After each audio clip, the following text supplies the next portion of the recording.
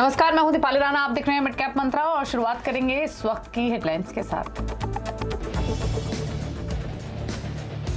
शुरुआती कमजोरी के बाद बाजार में चल रहा है कंसोलिडेशन। निफ्टी 17,550 के ऊपर टिकने में कामयाब। निफ्टी बैंक भी बिल्कुल फ्लैट, लेकिन मिड कैप इंडेक्स कर रहा है आउट परफॉर्म। ऑटो सेक्टर में रफ्तार कायम, नए शिखर के करीब निफ्टी ऑटो इंडेक्स। स्कॉट्स 2% से ज्यादा चढ़ा। टीवीएस, अशोक लेलैंड में भी रौनक। कैपिटल गुड शेयरों में तगड़ी मजबूती, 6% से ज्यादा उछाल के साथ एस्ट्रल एफएनओ का टॉप गिनर बना। सीमेंस, पॉलीकैब और एबीबी में भी खरीदारी। आईएनएस विक्रांत पर हो रहा ये आयोजन विश्व क्षितिज पर भारत के बुलंद होते हौसलों की हुंकार है। देश की सैन्य शक्ति में हुआ और इजाफा। पीएम मोदी ने नौसेना को सौंपा स्वदेशी एयरक्राफ्ट कैरियर आईएनएस विक्रांत। इस मौके पर डिफेंस शेयरों में जोरदार तेजी, नए शिखर पर पहुंचा हल। विक्रांत को बनाने वाली कोची शिपयार्ड भी 2% ऊपर।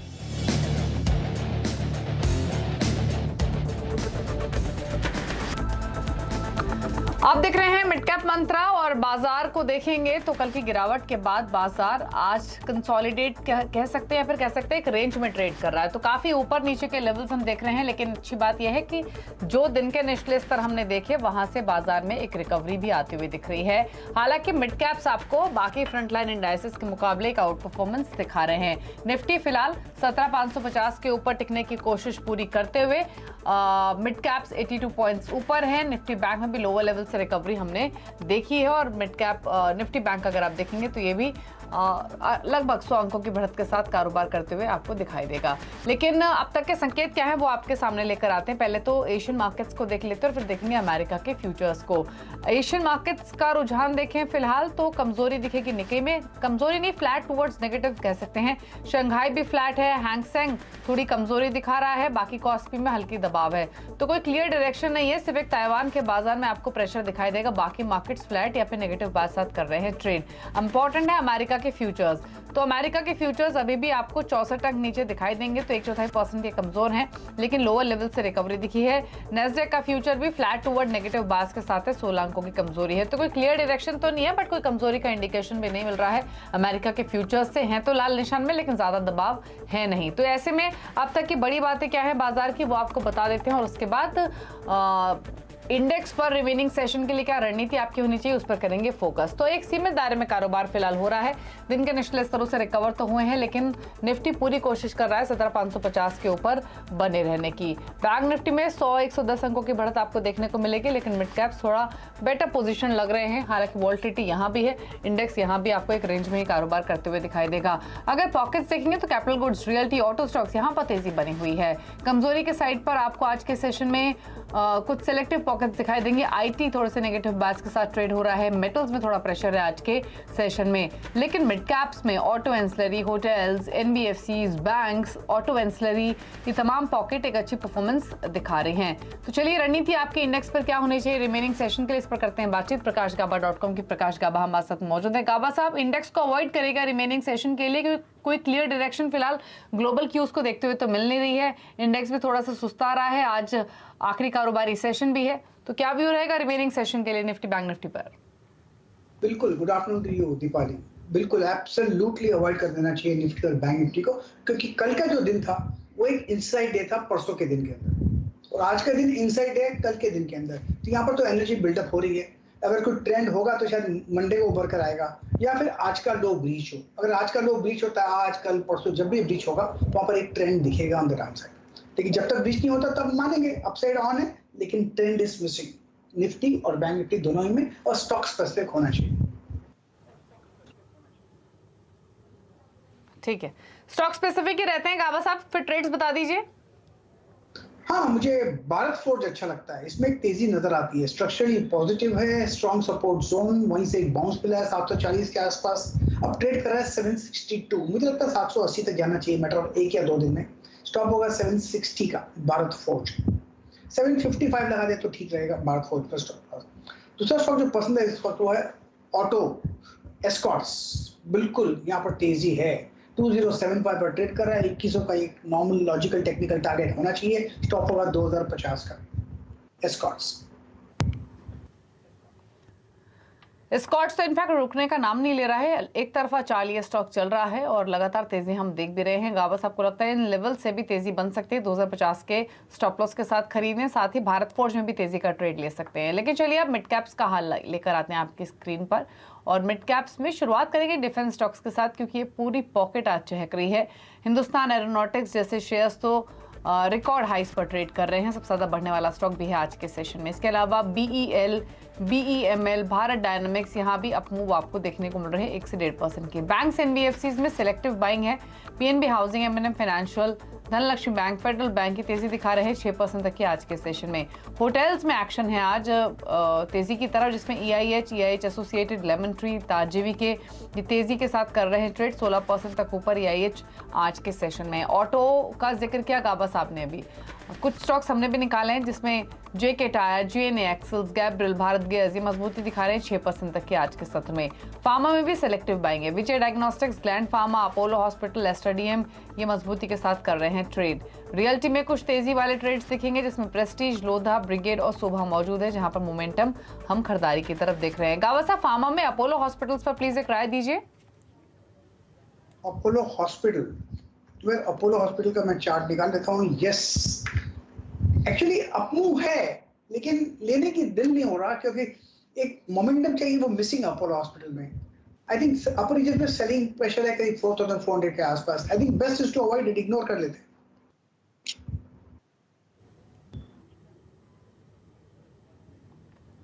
ओके, तो ये राय है अपोलो हॉस्पिटल्स पर। 4317 पर फिलहाल ये कर रहा है ट्रेड और 1% के आसपास की मजबूती देखने को मिल रही है। इस बीच ऑटो एंसिलरी में JK टायर पर भी अपनी राय दीजिए। बाकी टायर स्टॉक्स हालांकि उतने एक्शन में नहीं है, लेकिन JK टायर तेजी दिखा रहा है, क्या राय है गाबा साहब इस स्टॉक पर? हाँ, JK टायर अच्छा लगता है मुझे, स्ट्रक्चरली पॉजिटिव है, बहुत बढ़िया ब्रेकआउट मिला है JK टायर पर हायर टाइम फ्रेम में करीब 130 के आसपास, और आज का मूव काफी बढ़िया है। मेरे ख्याल से आपको मिलना चाहिए 100, अभी ट्रेड चला है करीब 145 में, मुझे लगता है 150 तक जाना चाहिए। स्टॉप होगा 142 का JK टायर। 142 के लेवल्स इंपॉर्टेंट होंगे नीचे की तरफ, जो कि एक स्टॉप लॉस का काम कर सकते हैं। स्टॉक अभी 145-146 पर कर रहा है ट्रेड, तो इन स्टॉक्स पर आप नजर रखकर चल सकते हैं। ऑटो एंसिलरी में हमने सेलेक्टिव बाइंग तो इनफैक्ट कॉन्स्टेंटली लगातार आते हुए देखी भी है। लेकिन चलिए अब बात करते हैं आयशर मोटर्स की, क्योंकि आयशर मोटर्स कमर्शियल व्हीकल्स के अगस्त के बिक्री के आंकड़े आ गए हैं और अगस्त में कंपनी की जो बिक्री है वो 4.5% बढ़कर 5000 के पार निकल गई है। इन आंकड़ों को समझाने के लिए, आगे का आउटलुक बताने के लिए हमारे साथ कंपनी के MD और CEO विनोद अग्रवाल मौजूद है। विनोद जी नमस्कार, स्वागत है आपका। तो कमर्शियल व्हीकल सेगमेंट ने काफी बुरे 3-4 साल देखे हैं और इस साल की शुरुआत से हमने काफी अच्छी रिकवरी देखी है, लेकिन इस मंथ के अगर मैं आंकड़े देखूं तो मैं एक चीज हाईलाइट करना चाहूंगी। अगर मैं पिछले 3 महीने के नंबर्स देखूं ओवरऑल, वोल्वो कमर्शियल, आयशर के कमर्शियल व्हीकल्स के नंबर्स, तो जून में 5800 से ज्यादा यूनिट्स आपने बेची, जुलाई में 5300 से ज्यादा, और इस बार ये आंकड़ा आया है 5000।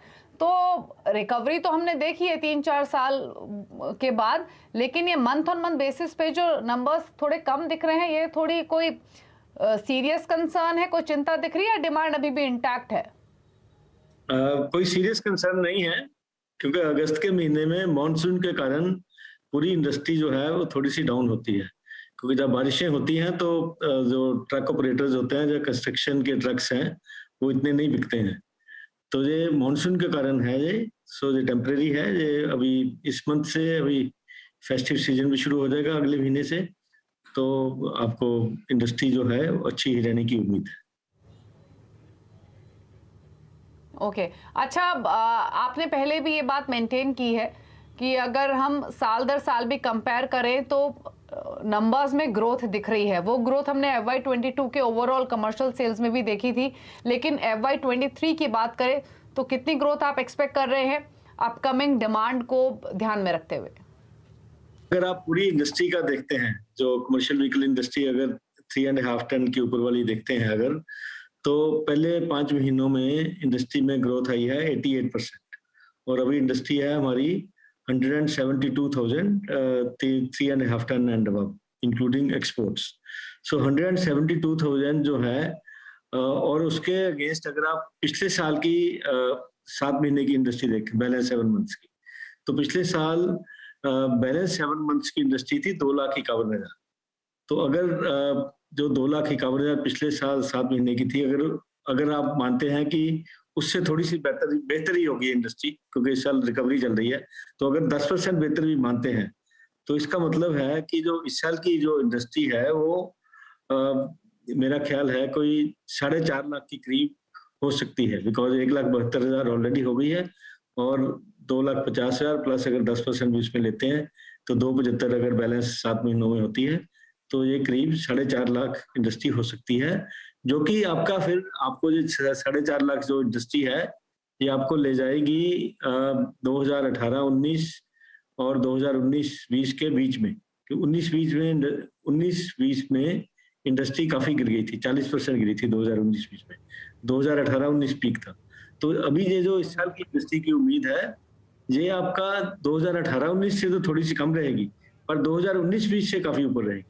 तो हम मतलब we are moving towards the peak. हम इंडस्ट्री का जो पहले पीक था उसकी तरफ ही बढ़ रहे हैं। कुछ तो सेगमेंट्स ऑलरेडी पीक में जा रहे हैं, जैसे आपके light and medium duty segments हैं। इवन अगर सब 3 अमेरिकन भी देखते हैं तो वो तो ऑलरेडी पीक में जा रहे हैं। अच्छा विनोद जी, अगर मैं बोलूँ आयशर कमर्शियल व्हीकल्स की प्रिसाइसली बात करूं तो एक्सपोर्ट्स आपके घटे हैं और ठीक ठाक घटे हैं, तो ये एक्सपोर्ट मार्केट क्या अभी भी मंदा है और कुछ रिकवरी एक्सपेक्ट करें आगे जाते हुए, या अभी भी कंसर्न्स हैं वहां पर? एक्सपोर्ट मार्केट में अभी कंसर्न जो आए हैं वो साउथ एशिया की मार्केट्स, जैसे बांग्लादेश है, नेपाल है, श्रीलंका में तो ऑलरेडी फॉरेन एक्सचेंज का काफी जबरदस्त प्रॉब्लम चल रहा था। अभी बांग्लादेश और नेपाल में भी थोड़ा फॉरेन एक्सचेंज का शॉर्टेज है, इस कारण से वहां से एलसीज नहीं खुल रही, तो उसके कारण से बांग्लादेश की मार्केट काफी इम्पैक्ट हुई है पिछले महीने। पर मेरे को उम्मीद है आने वाले समय में बांग्लादेश में प्रॉब्लम सॉल्व हो जाएगी। और इसके अलावा हमारा जो एक्सपोर्ट के इनिशिएटिव्स हैं अफ्रीका मार्केट्स में और या फिर साउथ ईस्ट एशिया मार्केट्स में, वहाँ हमारे सारे इनिशिएटिव अच्छे चल रहे हैं, तो आगे से आगे एक्सपोर्ट्स अच्छे होने की उम्मीद है।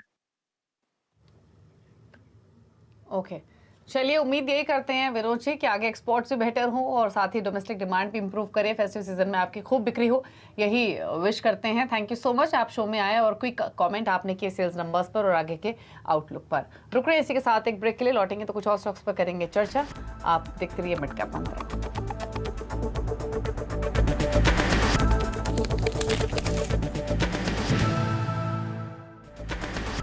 आप देख रहे हैं मिड कैप मंत्रा और फटाफट से अब आपकी स्क्रीन पर लेकर आते हैं खिलाड़ी नंबर 1 का अपडेट। इस हफ्ते मार्केट एक्सपर्ट अमित सेठ, कैटलिस्ट वेल्थ के प्रशांत सावंत और आनंद राठी शेयर्स के मेहुल कोठारी के बीच मुकाबला हो रहा है। और पहले तो जो बदलाव किए गए हैं पोर्टफोलियो में वो आपकी स्क्रीन पर ले आते हैं। प्रशांत सावंत ने टाटा टेली में प्रॉफिट्स को बुक किया है 148 के लेवल्स पर, हालांकि इनके टारगेट 175 के थे। एक और अपडेट है वो है एनएचपीसी से जुड़ा हुआ, और एग्जिट किया है प्रशांत सावंत ने एनएचपीसी से भी 39 के लेवल्स पर, इनके टारगेट 52 के थे, फिलहाल 39 पर ही कर रहा है ट्रेड। अमित सेठ ने भारत डायनामिक्स से एग्जिट किया है, ये एक अपडेट है अमित सेठ के पोर्टफोलियो का 843 के लेवल्स पर, और टारगेट हालांकि इनके 900 के थे, तो 843 पर माफ कीजिए इन्होंने एग्जिट की है अपने पोजीशन से। चलिए अब दिखाते हैं आपको मुनाफे का मीटर। हालांकि हमने देखा कि अमित सेठ और प्रशांत सावंत के बीच मुकाबला खड़ा रहा इस पूरे ही हफ्ते की शुरुआत से।